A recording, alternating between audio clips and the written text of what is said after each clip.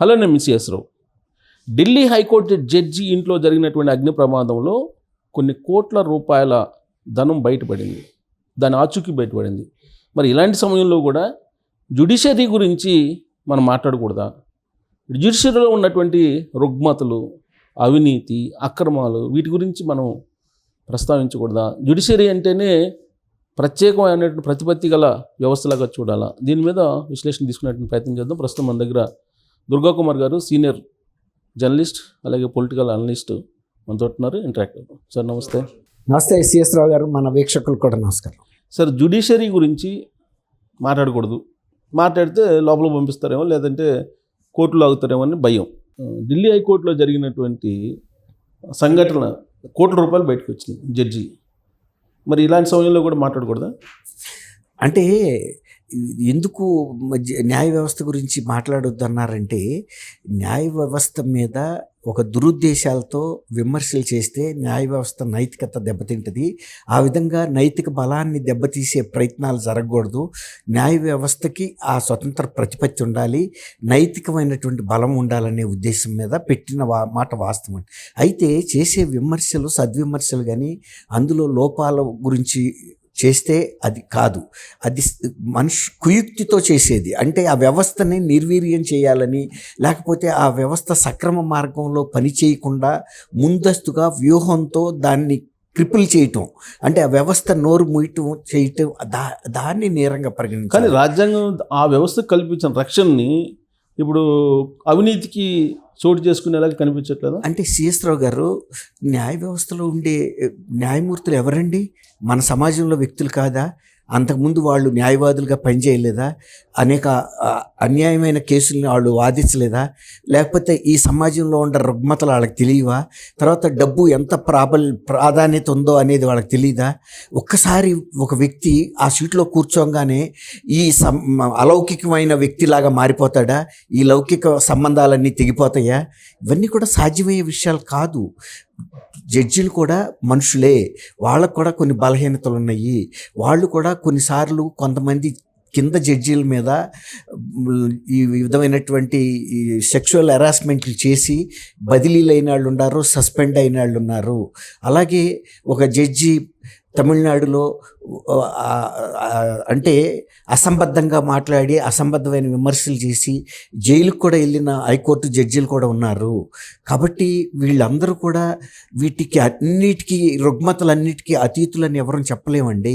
చెప్పలేము కాదు, వాళ్ళకు కూడా తెలుసు. కానీ ఇక్కడ ఏంటంటే అన్ని వ్యవస్థల్లో ఉండేటువంటి లోపాలను ఎత్తి చూపుతున్నాం, మీడియా కూడా. అవునండి. కానీ జ్యుడిషియరీని టచ్ చేయడానికే కొంత సందేహిస్తున్నారు. మంచి మాట అడిగారు. జడ్జీల్లో మంచి వాళ్ళు ఉన్నట్టే చెడ్డవాళ్ళు కూడా ఉన్నారండి. అన్ని వ్యవస్థల్లోనూ మంచి వాళ్ళు కూడా ఉన్నారు, చెడ్డవాళ్ళు కూడా ఉన్నారు. ఇప్పుడు పోలీస్ వ్యవస్థ ఉంది. పోలీస్ వ్యవస్థ మీద బ్లాంకెట్ విమర్శ ఏంటంటే వాళ్ళంతా చాలా అవినీతి పరులని, లేకపోతే అక్రమ సంపాదన చేస్తారని. అట్లా ఒక సిఐఏ కొన్ని వేల కోట్లు సంపాదించిన వ్యక్తులు ఉన్నారు. ఒక ఐపీఎస్లుగా పనిచేసి కూడా వాళ్ళకు వచ్చిన పెన్షన్లతోనూ అది పింఛన్లతో బతికిన వాళ్ళు కూడా ఉన్నారు. కానీ పోలీస్ వ్యవస్థ మీద మనం న్యూస్ రాసిన సందర్భాలు అనేక ఉన్నాయి. కానీ జ్యుడిషియరీ వ్యవస్థ మీద మనం న్యూస్ రాయడానికే వెసులుబాటు లేదు కదా. అట్లా ఏం లేదండి. చాలాసార్లు కొంతమంది జడ్జిలు కూడా డబ్బులు తీసుకుంటూ దొరికి, మనం హైదరాబాద్లో కూడా గాలి జనార్దన్ రెడ్డి కేసులో అతను చలపతిరావు అనే ఒక జడ్జి, పట్టాభి మాసప్ ట్యాంక్ దగ్గర ఒక రెస్టారెంట్ దగ్గర డబ్బులు తీసుకున్నాను రెడ్ హ్యాండెడ్గా పట్టుకుని సస్పెండ్ అయ్యి ఆ తర్వాత ఆయన చనిపోవటం, ఇవన్నీ కూడా జరిగినాయి ట్రాజిడీ. అలా అదే కాదు, అదే ఆ కేసులో సిబిఐ డైరెక్టర్గా ఉన్నటువంటి లక్ష్మీనారాయణ గారు పట్టుకున్నారండి. అట్లా కాకుండా కూడా ఇంకొకటి వెరీ సింపుల్ క్వశ్చన్, ఒక లాజిక్ అప్లై చేద్దాం సార్. ఇప్పుడు హైకోర్టు జడ్జీల శాలరీలు ఎంతో చూద్దాం. సపోజ్ వాళ్ళ జీవన ప్రమాణాలు ఎలా ఉండాలో చూద్దాం.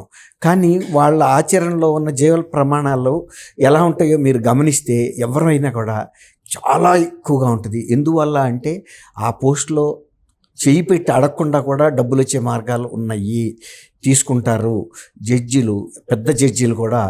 అది కొందరు బయటపడతారు, కొందరు బయటపడరు. అంతేగాని పూర్తిగా న్యాయ వ్యవస్థలో డబ్బులు తీసుకోరు. ఇంకొకటి చెప్పమంటారా? అంత ఎందుకండి, అసలు కాస్ట్లీయెస్ట్ వ్యవస్థ ఏదన్నా ఉందంటే న్యాయ వ్యవస్థే కదండి. ఆ లాయర్లు ఎంతెంత ఫీజులు తీసుకుంటారో కూడా జడ్జిలకి తెలుసు. మొన్న ఇతను మన సిఐడి ఇన్స్పెక్టర్ ఒకతను, ఆయన పేరు చెప్తాను, మన యాంటిసిపేటరీ బెయిల్కి వెళ్ళాడు పేరు. అప్పుడు రఘురామ రాజు గారి కేసులో సిఐడి టార్చర్ పెట్టిన కస్టోడియల్ టార్చర్లో అడిషనల్ ఎస్పీగా ఉన్న విజయ్ కుమార్ అనుకుంటా అండి, ఆయన యాంటిసిపేటరీ బెయిల్కి వెళ్తే ఆయన కపిల్ సిబాల్ని ఎంగేజ్ చేశాడు. ఆయన దీనిగా లాయర్. అయితే వాళ్ళు జడ్జిలు, సుప్రీంకోర్టు జడ్జిలు ఆశ్చర్యపోయారు. కపిల్ సిబాల్ లాంటి పెద్ద కౌన్సిల్ని ఎంగేజ్ చేశాడంటే ఆయనకి వెనకాల ఎవరైతే ఆయన్ని ప్రోత్సహించి ఇది చేశారో వాళ్ళ హస్తం ఉందా, లేకపోతే ఈయన సంపాదించాడా అనే ఒక అనుమానం వ్యక్తం చేశారు. అంటే న్యాయ వ్యవస్థ ఎంత ఖరీదైందో వాళ్ళకి తెలుసు. ఇప్పుడు అలాంటప్పుడు నిజంగా న్యాయమూర్తులు కనుక కొంత మానవత్వంతో కానీ లేకపోతే వెసులుబాటు కల్పించాలి అంటే త్వరగా కనుక ఈ కేసులు ఇంత విచారణ వాయిదాలు పడకుండా కనుక క్విక్గా చేస్తే కూడా రిలీఫ్ వచ్చినట్టే. కానీ అలా కాదు, న్యాయ వ్యవస్థ వేగమా లేకపోతే వేగవంతంగా లేదని కాదు. ఇప్పుడు ఢిల్లీలో హైకోర్టు జడ్జి యశ్వంత్ వర్మ, అవునండి, ఆయన ఇంట్లో 11వ తారీఖున అగ్ని ప్రమాదం 14వ తారీఖున, ఇవాళ 21. అంటే దాదాపుగా వారం రోజుల నుంచి ఈ కేసు, ఇది న్యూస్ కూడా బయట రాకుండా ఉంది. అంటే ఎంత జ్యుడిషియరీ అంటే భయం అనేది అర్థమవుతుంది. ఇప్పుడు అదే వేరే వ్యవస్థ అయితే ఇంత ఈజీగా ఉండేదా? న్యూస్ ఎప్పుడో బయటకు వచ్చిండేది కదా, వచ్చేది న్యూస్ కూడా బయట రాలేదు. అంటే జ్యుడిషియరీ అంటే ఒక రకమైనటువంటి భయానక వాతావరణం కనిపించట్లేదు అంటారా?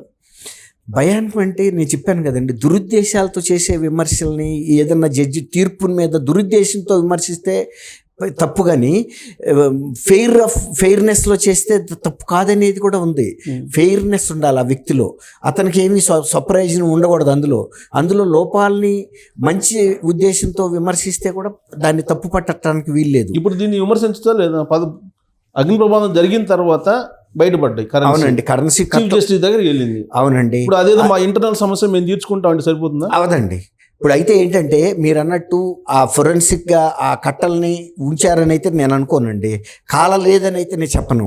కాలిపోయి ఉండబట్టే బయటకు వచ్చింది. ఇన్ని రోజుల్లో నిప్పు లేకుండా పొగ రాదు. అగ్నిమాపక సిబ్బంది అఫీషియల్గా కంప్లైంట్ చేశారు. చేసినప్పుడు అవన్నీ కొలీజియం దృష్టికి వెళ్ళింది. సంజయ్ ఖన్నా చీఫ్ జస్టిస్ గారు కొలీజియంని మీట్ చేశాడు, సమావేశపరిచిన తర్వాత ఆయన్ని ఢిల్లీ హైకోర్టు నుంచి ఐ థింక్ అలహాబాద్కి ట్రాన్స్ఫర్ చేశారు. అసలు ఇలాంటి కేసుల్లో అలహాబాద్కి బదిలీ చేయటం అనేది ఒక శిక్ష కాదు.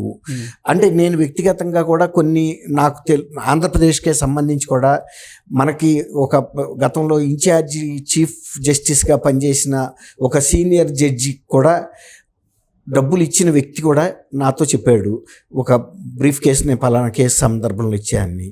అదే వ్యక్తి, అదే జడ్జి ఒక ఫంక్షన్లో కలిసినప్పుడు మాట్లాడుకుంటుంటే అప్పటి రిజిస్ట్రార్ కూడా ఈ విషయం గమనించాడు, వీళ్ళిద్దరు మాట్లాడుకోవటం. అప్పుడు ఎప్పుడైతే ఆ సీనియర్ జడ్జి వెంటనే ఆ బ్రీఫ్ కేసు, ఏ బ్రీఫ్ కేసుతో అయితే ఈయన డబ్బు పంపాడో అదే బ్రీఫ్ కేసుని వెనక్కి పంపించేశాడు. పంపించేస్తే ఏమనుకుంటాడు అతను, నా కేసు నాకు ఫేవరబుల్గా తీర్పు రాదు అనుకున్నాడు. కానీ తీర్పు వచ్చినప్పుడు ఫేవరబుల్గానే వచ్చింది. సూట్ కేసు అయితే వెనక్కి వచ్చేసి, బ్రీఫ్ కేసు వెనక్కి వచ్చింది. అట్లా జడ్జెస్ సంపాదించేది నేను విన్నది కూడా అంటే ఏంటంటే, అంటే కొంతమంది మాత్రం తీసుకోని వ్యక్తులు ఉండొచ్చు. కానీ జనరల్గా వినిపించే టాక్ ఏంటంటే అన్ని వ్యవస్థల కల్లా జ్యుడిషియరీలో ఎక్కువ అవినీతి ఉంటుంది తెలియదండి అనేది. అవునండి, అదే చెప్పబోతున్నా. కొన్ని వేల కోట్ల రూపాయలు కూడా వాళ్ళకి అందుతుందని చెప్తారండి. బట్ నాకు తెలిసిన ఒక జడ్జి హైకోర్టులో చేసి స్కూటర్ మీద తిరిగే వ్యక్తి కూడా నాకు తెలుసు ఉన్నారు, చాలా మంది అన్ని వ్యవస్థలో ఉన్నారు. కానీ ఇప్పుడు ఈ కేసులో ఆయన బదిలీ చేశారు. అదే వేరే డిపార్ట్మెంట్లు అయితే ఇమీడియట్ సస్పెండ్ చేస్తారు కదా, విచారణకు ఆదేశిస్తారు కదా. అవునండి, మరి విచారణ కూడా ఆదేశించలేదు. అవును, జస్ట్ బదిలీ చేసి బదిలీ శిక్ష కాదు. ఇప్పుడు మీరు అన్నట్టు నేను అనుకోవటం, వాళ్ళు కొన్ని ఫోటోలు కూడా తీసుకుంటారండి ఫైర్ డిపార్ట్మెంట్. ఎందుకంటే ఒక మేజర్ ఫైర్ యాక్సిడెంట్కి వెళ్ళి అక్కడ అన్ని నోట్ల కట్టలు చూసిన తర్వాత కాలిపోయినాయి, వాళ్ళు ఫోటోలు తీయకుండా ఉండరు. ఖచ్చితంగా తర్వాత కొలీజియం మీట్ అయ్యి అంత వేగ్గా ఆయన బదిలీ కూడా చేయరు. కొలీజియంలో డిస్కస్ చేశారంటేనే గ్రావిటీ అంటే సిచ్యువేషన్లో వాస్తవాలు ఉన్నాయని వాళ్ళు గమనించారు. తర్వాత ఫైర్ డిపార్ట్మెంట్ కూడా అక్కడ ఆధారాలు లేకుండా అనవసరంగా డిపార్ట్మెంట్ అధియర్ ప్రధాన న్యాయమూర్తి దృష్టి వరకు తీసుకెళ్లారంటే ఫైర్ డిపార్ట్మెంట్ ఉన్నతాధికారులు వాళ్ళు ఏమి జోక్గా చేయరు. అది ఖచ్చితమైన ఆధారాలు వాళ్ళ దగ్గర ఉంటాయి. ఇప్పుడు మీరు అన్నట్టు ఇతర మేధావులు కూడా న్యాయ వ్యవస్థ మీద కూడా అంటే వాళ్ళు ఇన్ఫ్లుయెన్స్ చేయాలి. కొలీజియంలో మీట్ అయ్యి మీరు ఇంటర్నల్గా డిస్కస్ చేయటం కాదు, అది ప్రజా జీవితంలో పబ్లిక్గా జరిగిన సంఘటన కాబట్టి దానికి సంబంధించి ఇతన్ని ట్రాన్స్ఫర్ చేయడానికి జరిగిన బదిలీ కారణాలు మీ దగ్గర ఉన్న ఆధారాలు కూడా బయటకు పెట్టమని అడగొచ్చు, తప్పేం లేదు. కొలీజియం అదేం ఇంటర్నల్ మ్యాటర్ ఏం కాదు. అదే ఇప్పుడు జ్యుడిషియరీ మీద ఇప్పుడు వాళ్ళకై వాళ్ళు బయటకు వచ్చి సుప్రీంకోర్టు జడ్జిలు కూడా ఒకప్పుడు జస్టిస్ సెల్మేశ్వర్ గారు ఉన్నప్పుడు వాళ్ళకై వాళ్ళే అక్కడ ఉండేటువంటి లోపాలని అక్రమాలన్నింటినీ బయట పెట్టుకున్నారు. అంటే వాళ్ళకై వాళ్ళు బయట పెట్టుకుంటే ఓకే. అలా కాకుండా మీరు నేను ఒక జర్నలిస్ట్ గా బయట పెట్టాం అనుకోండి, దాని మీద అబ్జెక్షన్ చేస్తారు. అదే అన్నప్పుడు ఒక తీర్పు మీదో ఒక వ్యక్తి మీదో దురుద్దేశంతో చేసే విమర్శల్ని తప్పు పడతారు తప్ప ఒక జడ్జిమెంట్ మీద కూడా సదుద్దేశంతో చేసిన విమర్శలు, సహేతుకంగా చేసిన విమర్శల్ని తప్పు పట్టడానికి లేదండి. కొన్నిసార్లు తప్పు జడ్జిమెంట్లు వచ్చిన సందర్భాల్లో డీప్రమోట్ చేసిన సందర్భాలు కూడా ఉన్నాయి.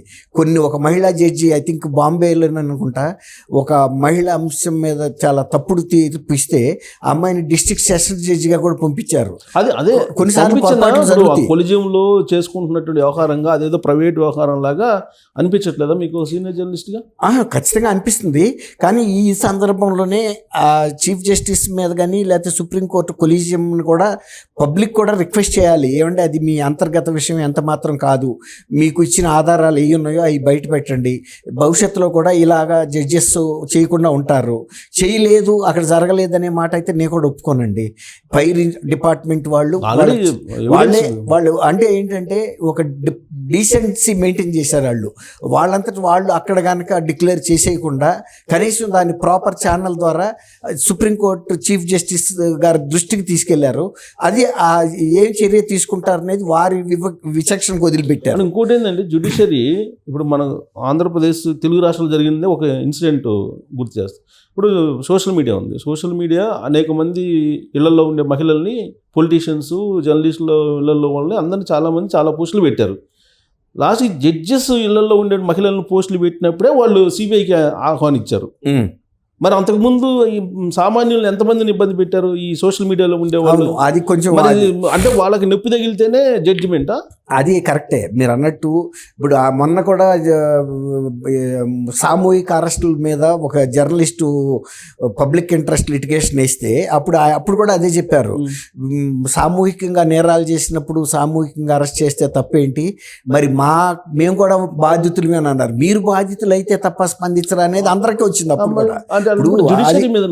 అదే ఇప్పుడు నమ్మకం తగ్గింది అనేది అందరూ ఒప్పుకుంటున్నారు కదండి. ఇప్పుడు సిబిఐ కేసులు 12 ఏళ్ల పాటు జరగటం, వివేకానంద రెడ్డి గారి హత్య కేసు ఎంత తీవ్రమైన కేసు అండి.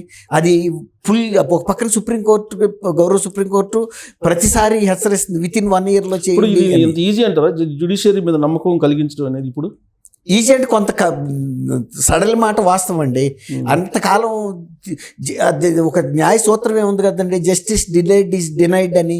ఇప్పుడు వివేకానంద రెడ్డి గారి అమ్మాయి డాక్టర్ సునీత ఎన్ని రాజ్యాంగ వ్యవస్థల చుట్టూ మరి అలాంటప్పుడు జ్యుడిషియరీ బాగా పనిచేస్తుందని ఎవరన్నా నేను చెప్పగలుగుతారా?